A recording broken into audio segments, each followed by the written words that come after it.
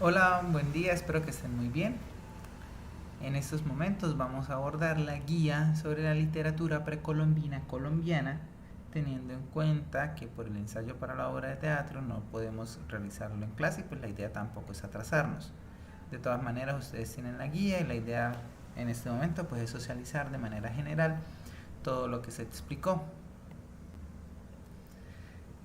Comenzamos hablando de qué es la literatura indígena. Son el conjunto de manifestaciones literarias, narrativas o poéticas de las comunidades precolombinas, en este caso colombianas, y muchas de estas manifestaciones perviven hasta nuestros días. Cabe resaltar que todas estas manifestaciones literarias fueron alteradas a través del paso del tiempo debido a que con el proceso de conquista de los españoles pues no se pudieron mantener tal cual estaban. A su vez, como las civilizaciones precolombinas colombianas no habían desarrollado ningún tipo de escritura, pues no se pudieron conservar y fueron los mismos españoles los que después transcribieron estas manifestaciones y pues hicieron algunos cambios, correcciones, censuras y demás, teniendo en cuenta sus costumbres y creencias. Muy bien, ¿quiénes realizaron estas manifestaciones literarias? Las civilizaciones que habitaron en el continente americano antes del proceso de colonización de los españoles. En este caso existían diferentes pueblos que ya habían desarrollado manifestaciones artísticas y culturales. Muchos mantenían un modelo de vida sedentario, algunas poblaciones, lugares de culto. Otros ya eran nómadas que se habituaban a la caza, recolección, se quedaban de pronto por un tiempo en algunos lugares, aprovechaban los frutos que allí estaban y después volvían a irse, dependiendo del lugar donde se encontraban. Ellos se basaban principalmente en un proceso de producción agrícola que ya habían desarrollado, también generaron un proceso de intercambio comercial con otras civilizaciones cercanas, intercambiaban diferentes tipos de alimentos y demás, y también tenían un proceso de organización social y política. Recuerden que nosotros leímos un libro, Entre los Chipchas, donde se nos mencionaba precisamente eso. Teníamos una persona que era del mayor rango, que era el cacique, que era como el líder de la tribu, de la ciudad donde ellos se encontraban, y también existía el Zipa, que era el que tenía un mayor peso y digamos que en pocas palabras era como si el Zipa fuera el presidente y el cacique el alcalde. Entonces el Zipa, bueno, las tribus, especialmente los muiscas, desarrollaron confederaciones donde ellos se organizaron ya por grupos y gracias a esto pues pudieron obtener una forma de civil, o bueno, perdón, y gracias a esto pues tuvieron una forma de organización social que les permitió desarrollarse a lo largo del tiempo. Inclusive recuerden que en el libro de Entre los Chipchas nos mencionaron mucho sobre los problemas que habían, que algunos caciques ya no le querían pagar al Zipa, entonces que el Zipa se enojaba y les enviaba sus militares, por decirlo de alguna manera, y se generaban enfrentamientos. Muy bien. A su vez, ellos ya tenían un proceso de manifestación cultural, religiosa bastante institucionalizado o que ellos seguían realizando con el paso del tiempo. Recuerden, por ejemplo, cuando iban a nombrar nuevo sacerdote, cómo era el proceso que ellos llevaban a la misma persona ya al lago del Guatavita. Allá después tiraban ofrendas de oro y demás, hacían unos bailes, unas celebraciones, se disfrazaban. Entonces tenían muchísimos elementos culturales para explotar. A su vez, ellos transmitían todas sus historias de forma oral. ¿Esto qué quiere decir? Ellos se reunían, en pocas palabras, me he explicado de esta manera, como en esa época no había televisión ni ningún elemento de entretenimiento, pues el teatro era la principal estrategia de diversión y de socialización y de entretenimiento en aquella época. Entonces normalmente la gente se reunía alrededor, unas personas se encargaban de dramatizar y de contar estas historias para llamar la atención y era un momento de integración en las comunidades, o eso es lo que más se cree que ellos realizaban. Características de la literatura precolombina. Entonces muchas eran las tradiciones que estos tenían. Ellos lo hacían en forma de cantos o de poemas recitados y vinculados a los cultos o en forma de narraciones. Y pues estas narraciones las conocemos más como mitos y leyendas y giraban en torno a temas de el origen del mundo, el origen del ser humano, de los seres vivos, de las leyes, también de los alimentos, o si no tenían un héroe principal, conquistador de pueblo, organizador de clases, legislador. Ya cuando llegaron los españoles, pues estas tradiciones fueron calificadas de supercherías, mitos sin fundamento, y no es raro que los dioses tutelares hayan sido simplemente identificados con brujos, hechiceros, diablos o demonios. Entonces todo eso fue lo que sufrió una alteración y un cambio tras la llegada de los españoles, porque ellos también tenían unas creencias diferentes. Ahí también vemos la parte del catolicismo, pues ellos tenían una creencia católica que vinieron a imponer aquí a América, y recuerden que fue un proceso donde también la imposición de la religión pues significaba que si alguien no quería creer, muchas veces era asesinado o demás. Entonces todo esto también hizo que se perdieran las historias, las tradiciones y las creencias, porque también había un miedo en contar y transmitir. Continuando,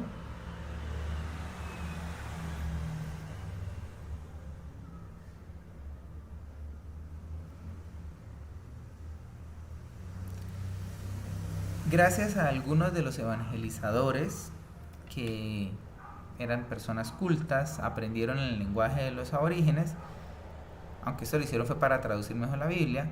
Ellos de todas maneras permitieron traducir lo que los indígenas contaban, sus historias, sus creencias, y las dejaron en algunas de sus crónicas para que perduraran en la historia, y por eso hoy en día las conocemos. En este punto les recuerdo que hay algunos videos para complementar la información, les recomiendo que los vean. También voy a subir las diapositivas para que ustedes puedan acceder a esta información. Recuerden que ustedes ya están organizando la exposición de la cultura precolombina que fue seleccionada, ya en clase se les indica la fecha. Aquí tenemos el ejemplo de un mito, la creación. Era la nada, no había cosa alguna. Allí el padre palpaba lo imaginario, lo misterioso, no había nada. ¿Qué cosa habría? Nainuema, el padre, en estado de trance, se concentró, buscaba dentro de sí mismo. ¿Qué cosa habría? No había árboles. Rodeado de la nada, el padre la controló con la ayuda de un hilo soñado y de su aliento. En todas partes reinaba el vacío. El padre examinaba el fondo de ese vacío, pero no había nada. Recitó la oración de la nada, mas todo era vacío. Ahora el padre buscaba aquello que es nuestra vida, el comienzo de nuestra historia, pero solo había un vacío. Intentaba palpar el fondo de la nada, atarlo con ayuda del hilo soñado, pero todo era vacío. En su estado de trance obtuvo 2 sustancias mágicas con las cuales sujetó el fondo de la nada. Tomó posesión de la nada, para luego sentarse en aquel plano, que es nuestra tierra, e intentar extenderlo. Una vez controlada la nada, creó el agua, transformó en agua la saliva de su boca. Luego se sentó en esta parte del universo, que es nuestra tierra, para crear el cielo. Tomó una parte de esta tierra y con ella creó el cielo azul y las nubes blancas. Al pie del cielo, el Padre buscaba y buscaba dentro de sí mismo. Entonces creó la historia de nuestra existencia y los preceptos para nuestra vida sobre la tierra. A partir de este momento, surgieron la inmensa selva, muchos árboles y la inmensa tierra. Nacieron árboles y la palma de Cananguché para que nosotros tuviéramos que beber. Gracias a la saliva del Padre dieron fruto. Todos los árboles y bejucos nacieron en ese instante. Él mismo creó al grillo, creó al mico churuco, que se alimentaría de las frutas en los árboles, el mico maicero, que rompe los frutos silvestres, y también al tapir, que los recoge del suelo. Creó a los cerdillos y a la guara y al borugo, para que comiera las frutas de la selva. Él mismo creó el tintín y a todos los animales. Del fondo llegó el armadillo a la superficie de la tierra. También creó al armadillo Shakira. Él mismo creó a todos los animales. al lobo de agua que come pescado y a la nutria. Creó al venado colorado y al venado chonta. Creó a todos los animales. Creó al oso palmero y también envió a la tierra al oso hormiguero amarillo. Arriba en el aire creó al águila que come a los micos churucos. Creó al tucán, al loro coronado y a la guacamaya. Creó a todas las aves, a la gallineta del monte, al paujil negro y al paujil colorado, al tente y a las chilangas, al chulo y al gavilán pollero. Él mismo creó al pájaro carpintero y a todos los demás pájaros, a la grulla, a la golondrina y al patilico. A todos él los creó, al churuquero y al loro comejernero, a la guacamaya azul, a la paloma y a la torcaza. Este es un ejemplo de uno de los mitos que tenía una de las civilizaciones. Este es un mito huitoto del Amazonas.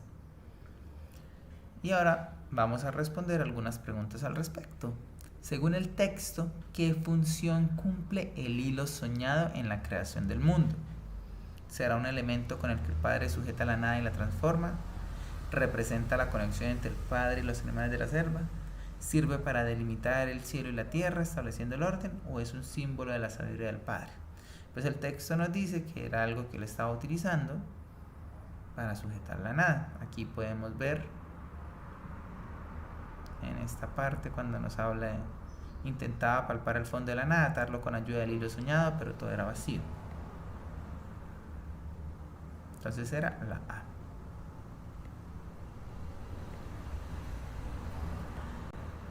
Dos. El texto sigue una estructura narrativa propia de los mitos. ¿Cómo se desarrolla la secuencia de los eventos en la creación del mundo según este relato?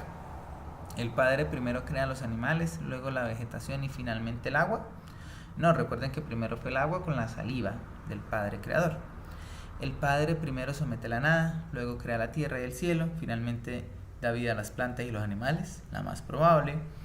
¿El Padre imagina el mundo y lo crea todo de manera simultánea con su pensamiento? No.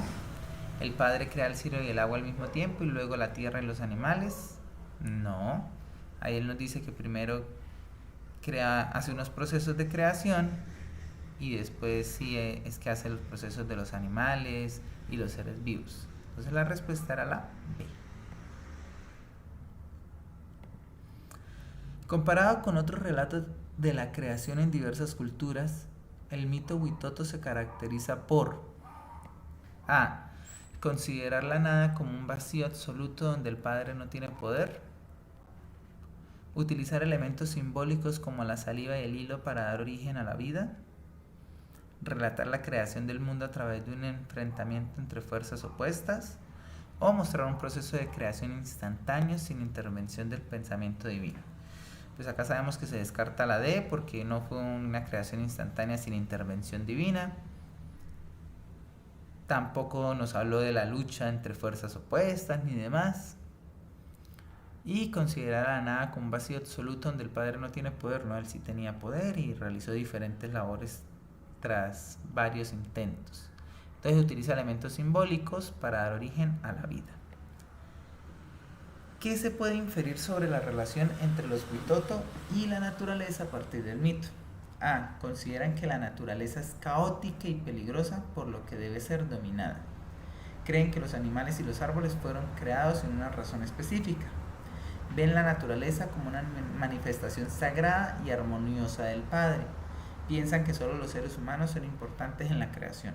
Acá en esta parte nos hablan de cómo se crearon a los animales, cuáles animales se crearon y las funciones que tenían y qué era lo que realizaban. Entonces la función o la opción correcta es que ven la naturaleza como una manifestación sagrada y armoniosa del Padre. Por último, ¿qué intención tiene el autor al recopilar y compartir este mito?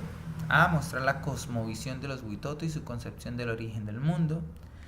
B. Demostrar que los mitos amazónicos tienen una estructura similar a los occidentales. No, él no busca eso. C. Explicar la evolución científica de la Tierra a partir de una visión cultural. No busca un aspecto científico, por algo son mitos. D. Presentar una versión moderna del mito para que sea comprensible al lector. Tampoco eso es lo que él busca. Simplemente busca mostrar la cosmovisión, es decir, las creencias que tenían los huitoto y cómo estos se alimentaban con su día a día. Ahora vamos a leer un segundo mito. Este es el Moán. El Moán es uno de los personajes más importantes entre los mitos del Tolima Grande. En algunas regiones es para algunos una divinidad acuática, para otros es un espíritu maléfico que causa muchos daños imperdonables. Dicen que es un personaje monstruoso, cubierto de un pelaje misterioso y abundante, y da la impresión de estar envuelto en una larga cabellera. Tiene manos grandes con uñas largas y afiladas como las de una fiera. Posee ojos que parecen despedir rayos centellantes, sobre todo en las horas nocturnas. La diversidad de las leyendas que se cuentan sobre sus hazañas o artificios constituye una riqueza folclórica y auténtica para esta tierra tolimense. Los pescadores lo definen como travieso, andariego, aventurero, brujo y libertino. Se quejan de que les hace zozobrar sus embarcaciones, de raptar sus barcas y bogas, de robar las carnadas y anzuelos, de enredarle en las redes y ahuyentar a los peces. Castiga a los hombres que no van a misa y trabajan en días de precepto, llevándoselos a las insondables cavernas que posee en el fondo del gran río. Las lavanderas le dicen monstruo enamorado, perseguidor de muchachas, músico hipnotizador y embaucador. Sobre su aspecto físico varían las versiones según el lugar donde habita. Es en la región sur del Magdalena, entre los ríos Patá y Saldaña, con quebradas, mollas y lagunas del municipio de Natagaima, donde lo han visto. En Prado, Collaima, hasta la afluencia del Ilaco, en límites con Purificación. Los ribereños le tienen un pánico atroz, porque se les presenta como una fiera negra, de ojos centellantes, traicioneros y recelosos. Siempre que se lo ve aparecer, es el inicio de males mayores como inundaciones, terremotos y pestes. Se dice que posee un palacio subterráneo tapizado de oro y amurallado con muchas piedras preciosas y abundantes tesoros. En lugares como Guataquisito y Coello se presenta en formas diferentes, como un hombre gigantesco de ojos verdes y rojizos, de boca grande por donde se mostraban unos dientes de oro desiguales, la cabellera abundante de color tabaco y barba blanca del mismo color. Con las muchachas se volvía juguetón y bastante sociable, obsequioso y serenatero, perseguidor de las lavanderas más bonitas de aquellos puertos.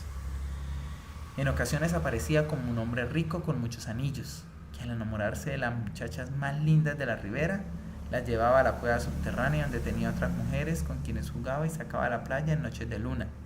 Muchos pescadores aseguran que oían sus risotadas y griterías. Bogas, pescadores y lavanderas lo vieron infinidad de veces en la playa pescando, cocinando, peinándose, o bajar en una balsa, bien parado, por la madre del río, tocando guitarra o flauta. En Guamo, Méndez, Chimbimbe, Mojabobos, Bocas de Río Recio, Caracolí y Arrancaplumas lo vieron arreglando atarrayas, fumando tabaco, cantando y tocando tiple. En noches de tempestad lo han visto pescando y riendo a carcajadas. Algunos ribereños aseguran que existe la Moana, pero no como consorte del Moán, sino como personaje independiente. Comentan que esta no es feroz, ni les hace travesura en los ríos. Lo único que le atribuyen es que se rapta a los hombres hermosos para llevarlos a vivir con ella en una cueva tenebrosa. Este es otro de los mitos que podemos obtener de estas civilizaciones. Y ahora vamos a hacer un proceso de comprensión lectora. Según el texto, ¿cuál de las siguientes afirmaciones se puede inferir sobre la relación entre el Moán y las comunidades ribereñas del Tolima Grande? A. El Moán es una figura completamente maligna que solo causa desgracia a los habitantes. B. La imagen del Moán varía según la perspectiva de los distintos grupos de la comunidad. C. La presencia del Moán es exclusiva de la región sur del Magdalena y no se menciona en otros lugares. Y D. Todas las historias sobre el Moán coinciden en que la criatura es un aspecto repulsivo y aterrador. Aquí lo clave está en que hay muchas versiones, y eso es algo que pasa mucho con las leyendas. Como se transmiten de forma oral, van tomando variaciones según el lugar donde se realizan. Entonces aquí, teniendo en cuenta el texto, sabemos que la imagen del Moán varía según la perspectiva de los distintos grupos de la comunidad. 7. En el texto se menciona que el Moán es visto como un monstruo enamorado, perseguidor de muchachas, músico hipnotizador y embaucador. Desde una perspectiva crítica, ¿Qué visión sobre el papel de la mujer en la sociedad tradicional refleja este fragmento del mito? A. ¿Será que refuerza la idea de la mujer como víctima de fuerzas sobrenaturales que controlan su destino? B. ¿Presenta a la mujer como una figura dominante y poderosa dentro del relato mítico? Eso no lo vemos. C. ¿Destaca la independencia femenina al mostrar a las lavanderas enfrentando al Moán? Vemos que no lo enfrenta. D. Muestra una visión moderna e igualitaria de las relaciones de género en la sociedad ribereña. Tampoco hace eso. En sí refuerza la idea de la mujer como víctima de fuerzas sobrenaturales que controlan su destino, ya que vemos que ellas son sometidas y que inclusive en la cueva subterránea tiene muchas mujeres. 8. El texto sobre el Moán tiene características propias del discurso mítico. ¿Cuál de las siguientes opciones no es un rasgo típico de este tipo de narración, según el texto? A. La presencia de elementos sobrenaturales que explican fenómenos naturales o sociales. No, eso hace parte de los mitos y leyendas. B. La construcción de un personaje con múltiples versiones según la tradición oral de cada región. No, eso hace parte de los mitos y leyendas. C. La precisión histórica y científica en la descripción de los eventos narrados. Esta sin duda es la respuesta correcta porque es algo que no está representado en los mitos. No hay una precisión histórica ni científica. Y finalmente la influencia de las creencias populares en la configuración del personaje del Moán también es una opción de respuesta que queda descartada. 9. El mito del Moán comparte características con otros relatos de la tradición oral latinoamericana.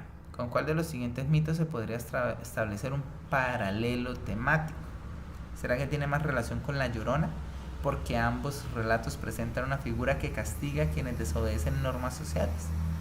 No del todo, vemos que el Moán no solo ataca a quienes desobedecen normas sociales, igual también sabemos que La Llorona tiene un problema por haber asesinado a sus 2 hijos y está buscándolos. B. El hombre caimán, porque ambos personajes son guardianes de la selva y protegen la naturaleza. No, porque el hombre caimán fue un hombre al que se castigó por estar mirando a las mujeres que se bañaban en el río.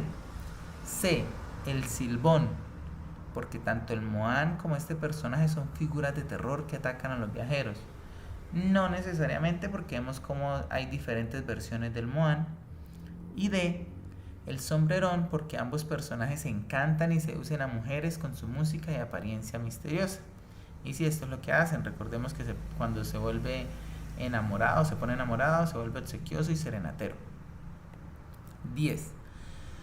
¿Por qué el autor menciona la existencia de la Moana en el último párrafo del texto? A. Para demostrar que la Moana y el Moán son una pareja de espíritus que raptan a los humanos. No, vemos que ahí dicen que es independiente, es decir, no está relacionada con él, no es la novia. B. Para destacar la diversidad de creencias dentro del mismo tipo, incluyendo variaciones regionales. Esta es la más probable. C. Para enfatizar que la Moana es más temida que el Moán en la tradición tolimense. No, falso.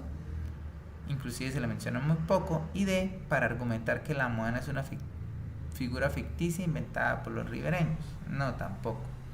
Entonces la respuesta sí era la B. Aquí por favor van a hacer la actividad 3, hacer el comedy historieta, y también la actividad 4 es redactar el mito o leyenda. Es decir, la idea es que lo inventen. Luego de esto ya pasamos a una nueva época o un nuevo momento. La época precolombina finaliza luego de que el 12 de octubre de 1492 Cristóbal Colón y sus tripulantes pisaran territorio americano. ¿Cómo ocurrió esto? Yo creo que ustedes ya lo han estudiado varias veces a través de la historia. Cristóbal Colón necesitaba o quería encontrar una nueva ruta para ir hasta las Indias, entonces le solicitó a varios reyes que le permitieran una financiación para poder trazar una nueva ruta, ya que el mar Mediterráneo estaba obstruido. Nadie quería hacerle caso porque todo el mundo decía que la tierra era plana, hasta que se vio con los reyes católicos de España y estos decidieron financiarlo, aunque ellos le dieron como tripulantes a varias personas de las cuales querían deshacerse, ya que ellos pensaron que fracasarían en ese viaje. Salió Cristóbal Colón junto con 120 hombres de tripulación y la mayoría reclutados en el puerto de Palos, eran delincuentes comunes y condenados a trabajos forzados. Entonces era una población de la que también se querían deshacer los reyes. Para este viaje de expedición contaban con 3 carabelas llamadas La Pinta, La Niña y La Santa María. Los reyes habían entregado las 2 primeras embarcaciones y la tercera la consiguió Colón con ayuda económica de expertos marinos y constructores navales del puerto de Palos. Entonces fueron por las costas de África, llegaron a Islas Canarias y ahí pues hubo un retraso del viaje, pero después continuaron su camino. Navegaron por 72 días y el marinero Rodrigo de Triana divisó tierra. Esto cambió la percepción que se tenía del planeta, aunque se establece que Cristóbal Colón sí sabía que la Tierra era redonda y que por el otro lado podían ir, pero él sí creía que habían llegado a la India. Por eso él llamó a las civilizaciones que allí se encontraban indios.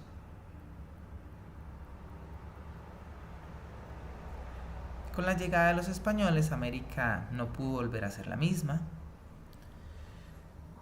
Generó un intercambio cultural que terminó perjudicando en gran medida a las civilizaciones precolombinas, ya que éstas se vieron afectadas no solo por los procesos de conquista de los españoles, quienes tenían armas y con eso pudieron dominar más fácil, sino también por temas de enfermedades, lo cual mermó muchísimo el proceso de defensa de las civilizaciones.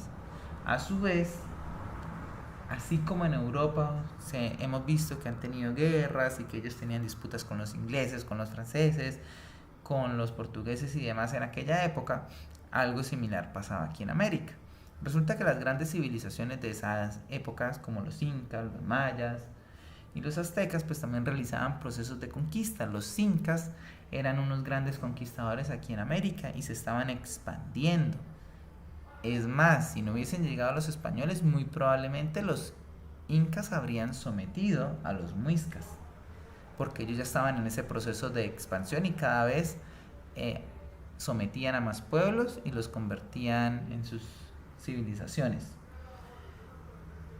Por ende, habían rencillas, habían pueblos que no querían mucho a las grandes potencias americanas, por lo que también se unieron a los españoles en los procesos de conquista, terminando ellos después también conquistados cuando ya a los españoles no les servían como tal. ¿Qué ocurrió en el encuentro? Les recuerdo que ahí están los videos para que por favor los vayan mirando, ya que esto nos permite conocer un poco más sobre la historia. Cuando Colón y su tripulación llegaron por primera vez, fueron recibidos por indígenas sonrientes y felices, inocentes y desprevenidos.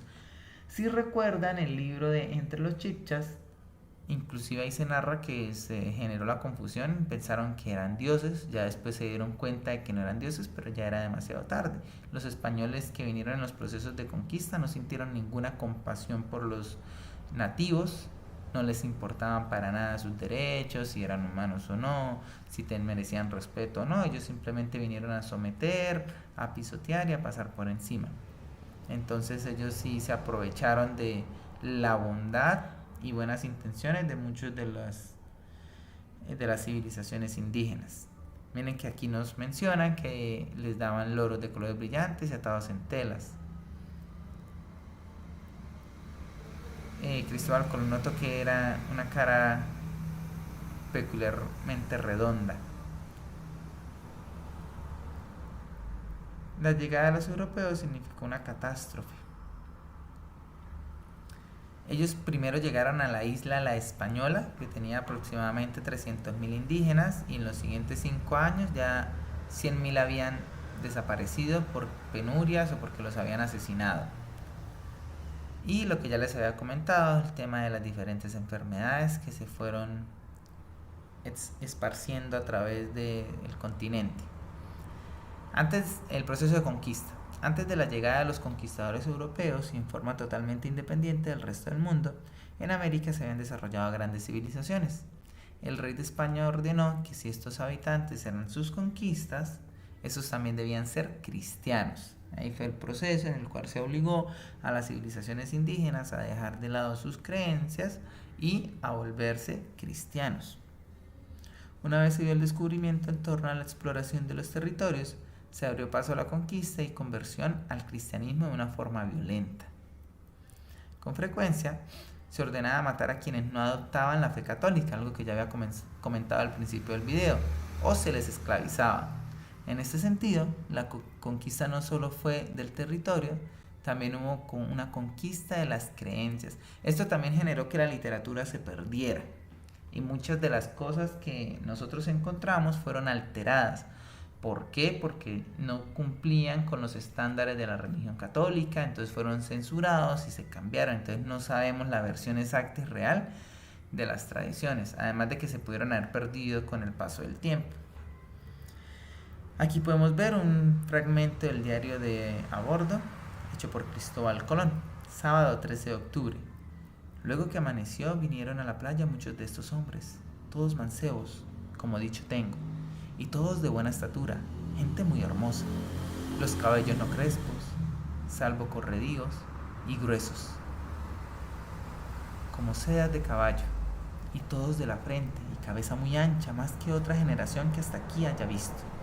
Los ojos muy hermosos y no pequeños, y ellos ninguno prieto, salvo de la color de los canarios. Ni se debe esperar otra cosa, pues está este oeste con la isla de Hierro, en Canaria, bajo una línea, las piernas muy derechas, todos a una mano y no barriga, salvo muy bien hecha.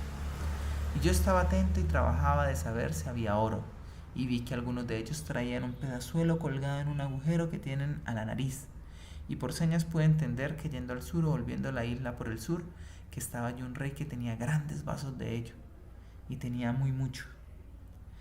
Esto defendiera y no dejara tomar a nadie, salvo que yo lo mandara tomar todo para vuestras altezas si hubiera en cantidad. Aquí nace en esta isla, mas por el poco tiempo no puedo dar así del todo fe, y también aquí nace el oro que traen colgado a la nariz, mas por no perder tiempo quiero ir a ver si puedo topar a la isla de Zipango. Ahora, como fue noche, todos se fueron a tierra con sus almadías. Vemos acá que era lo que hacía Colón, y esto es a lo que se refiere con la literatura de la época de conquista. ¿Qué quiere decir? Fue toda la literatura que se generó para informar sobre el proceso del descubrimiento, que había en América, que habían encontrado y demás. Aquí para la actividad 5, por favor, van a escoger un personaje representativo del descubrimiento. Más adelante están, ya los van a ver. Y le van a hacer una corta biografía. Y le van a pegar la imagen. Pueden hacer principalmente de Cristóbal Colón o los Reyes Católicos. Vamos ahora sí con la literatura del descubrimiento y la conquista. Les recomiendo ver los videos porque aumenta mucho la percepción y nos dan un buen contexto al respecto. Como les había comentado, las comunidades indígenas tenían muchas creencias y muchos procesos literarios para transmitirlas y contarlas y demás, muchas manifestaciones. Estas se tenían a través de cantos, representaciones orales, dramatizaciones y demás. Sin embargo, el proceso de conquista hizo que todo esto se desapareciera. La literatura en Colombia comienza su producción en el año 1510 y los primeros textos escritos tenían como tema central la información sobre el descubrimiento de los nuevos territorios. ¿Cómo eran los textos? Hubo 3 tipos de textos. 1. Los bestiarios. Eran textos donde los conquistadores hacían descripciones fantásticas de seres de la naturaleza junto a imágenes e ilustraciones, es decir, los animales que vieron, pues ellos los describieron, pero de forma exagerada, les entregaron características que no tenían nada que ver con la realidad. 2. Diarios de viajes. Era frecuente que se realizaran diarios de viajes, ya que era necesario narrar de forma detallada las diferentes aventuras halladas en los lugares descubiertos. Pocas palabras, era un diario donde decían, hoy fuimos por tal parte, encontramos tales cosas, aquí podemos ver a tales civilizaciones, encontramos tales riquezas y demás. Y finalmente, las Crónicas de Indias, que eran unos documentos que contenían de forma detallada los principales hechos de la conquista y se resaltaba con detalles cómo fue todo, cómo fue el proceso con las civilizaciones, qué encontraron de ellas, qué riquezas tomaron, cómo era su cultura, cómo eran los lugares donde estaban habitando, qué tan fácil o difícil fue el proceso de conquista. Ahora, ¿quiénes fueron los principales autores y obras de la conquista? Primero, Fray Bartolomé de las Casas. Él nació en Sevilla, nació en 1484 y murió en 1566, fue un sacerdote. Entonces, entre sus obras está la brevísima relación de la destrucción de las Indias, los 16 remedios para la reformación de las Indias y el confesionario. Él lo tomó desde una parte religiosa, fue uno de los pocos que se sintió como ofendido con el proceso que se estaba haciendo en América tras la conquista. Hernán Cortés fue un español que estuvo en el proceso de la conquista y sus obras fueron cartas de relación donde le informaba a la corona qué era lo que veían y todos los procesos que hacían. Garcilaso de la Vega, el Inca, ya realizó obras como La Florida del Inca, Comentarios Reales de los Incas, es decir, se enfocó en esta comunidad. Juan Rodríguez Freile ya nació en Bogotá, es decir, es colombiano, fue acá donde estuvo realizando sus obras y habló del Carnero, conquista y descubrimiento del nuevo reino de Granada de las Indias Occidentales del Mar Océano y fundación de la ciudad de Santa Fe de Bogotá. Es decir, nos contó cómo fueron los aspectos ya aquí dentro de la Nueva Granada. Y finalmente, Sor Juana Inés de la Cruz, mexicana, que nos habló de autos sacramentales, el divino Narciso, los empeños de una casa, Amores más, Laberinto. Y ella pues fue una monja mexicana que también relató cómo fueron los procesos ya en América con los españoles. Igual miren que ella nació mucho después del proceso de conquista, 1651, ya la religión estaba mucho más dentro del pensamiento común y se creía más en el cristianismo que en las tradiciones orales que se habían mantenido durante siglos. Ya para finalizar, antes de finalizar, 2 actividades más que deben realizar: la breve biografía de cada uno de los autores de la conquista y escoger 2 de las obras que hicieron los autores y una breve sinopsis, es decir, escribir de qué trataban, de qué hablaban, en qué consistían. Vamos a leer estos fragmentos para hacer un proceso de comprensión lectora. Vamos con el primero. Martes 16 de octubre, diario de a bordo y primeras cartas sobre el descubrimiento. Esta fue de Cristóbal Colón. No les conozco secta ninguna, y creo que muy presto se tomarían cristianos, porque ellos son de muy buen entender. Aquí son los peces tan disformes que los nuestros, que es maravilla. Hay algunos hechos como gallos, de los más finos colores del mundo, azules, amanlios, colorados y de todas colores, y otros pintados de 1000 maneras, y las colores son tan finas que no hay hombre que no se maraville y no tome gran descanso a verlos. También hay ballenas, bestias en tierra, no vi ninguna de ninguna manera, salvo papagayos y lagartos. Un mozo me dijo que vio una grande culebra. Ovejas ni cabras ni otra ninguna bestia vi, aunque yo he estado aquí muy poco, que es mediodía, mas si las hubiese no pudiera errar de ver alguna.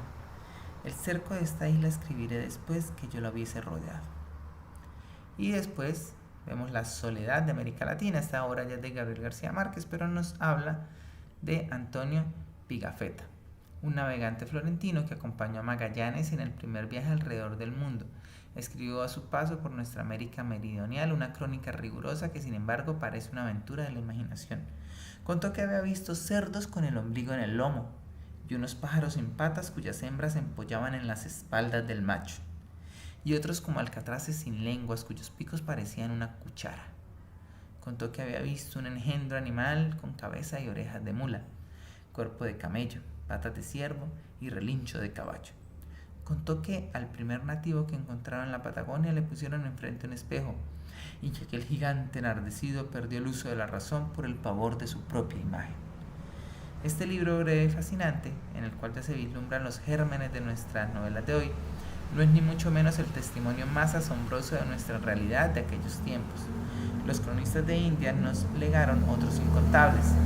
El Dorado, nuestro país ilusorio tan codiciado, figuró en mapas numerosos durante largos años, cambiando de lugar y de forma según la fantasía de los cartógrafos. Vamos a responder las siguientes preguntas. 1. Si los primeros cronistas europeos describieron América con exageraciones y elementos fantásticos, ¿qué efecto pudo haber tenido esto en la percepción de los europeos sobre el continente? A. Provocó que muchos europeos imaginaran América como un lugar lleno de riquezas y criaturas misteriosas fomentando la exploración. Es lo más seguro, inclusive pues es la respuesta. ¿Por qué? Porque como vieron esas criaturas extrañas, sabían que llevándolas a España pues podían generar dinero, además de que habían muchos recursos. Inclusive de ahí surge también la leyenda de El Dorado, y muchos españoles vinieron a América fue por esa leyenda, para buscar ese oro. Desalentó a los europeos a viajar a América, ¿no? Nosotros sabemos por historia que no pasó, antes vinieron más y realizaron más procesos de conquista. Generó un escepticismo inmediato en la sociedad europea, que rechazó estos relatos por su falta de credibilidad. No, la gente los creía en un inicio y venía aquí a buscar todo eso. D. Hizo que América fuera considerada una civilización más avanzada que la europea. No, tampoco, desde un principio consideraban que eran menos avanzados. 2. En su discurso La soledad de América Latina, Gabriel García Márquez menciona que los cronistas de Indias parecen aventuras de la imaginación. ¿Qué implica esta afirmación en relación con el texto de Pigafetta? A. Que las crónicas de Pigafetta y otros exploradores contienen elementos literarios y exageraciones que hacen dudar de su veracidad. Sí, precisamente eso era lo que quería decir Gabriel García Márquez al decir que eran temas de la imaginación. Era una historia inventada, eran cosas que ellos estaban exagerando y contando. No sabemos si de pronto Pigafetta tenía alma de escritor o quería narrar sucesos más desde su percepción, no sabemos bien, pero entonces era lo que hacía, algo más imaginario. Que los cronistas de India se escribían historias de ficción en lugar de relatar hechos reales, también, pero miremos que la A se acerca más a la realidad. Igual, muchas de sus historias también contenían elementos reales. ¿Que los textos de los cronistas fueron ignorados por la historia debido a su carácter imaginativo? No. Y de que Pigafetta fue un novelista y no un cronista de viajes. No, tampoco. 3. ¿Qué visión de América se desprende de ambos textos? A. América es una tierra inexplorada llena de maravillas, pero también de invenciones y mitos. Probable. América es un continente peligroso y hostil para los europeos. No, inclusive Colón habla de que la gente es muy cálida. C. América es un lugar donde los europeos encontraron la civilización avanzada que esperaban. Tampoco. Y D. América es descrita como un territorio carente de interés para la cultura europea. No, la respuesta es la A. 4.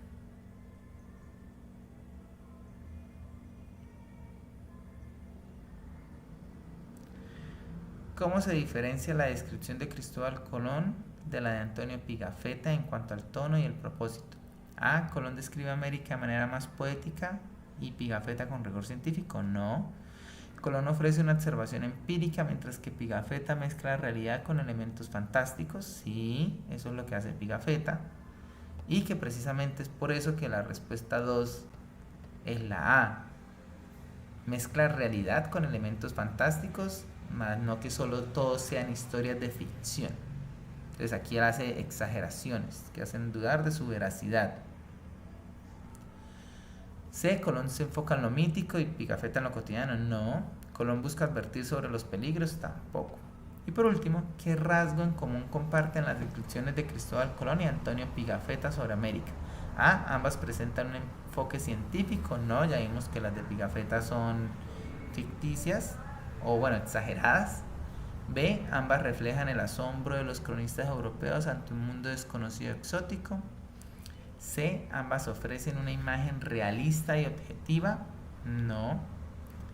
D. Ambas intentan demostrar que América era un lugar mítico y habitado por criaturas fantásticas. No, Colón no busca eso. La respuesta es la B. Y con eso finalizamos la guía de trabajo. Espero que todo haya quedado claro. Cualquier cosa me pueden ir preguntando. Y muchas gracias por su atención. En clase ya estaremos informando de las fechas pertinentes para entregar las actividades correspondientes con la guía.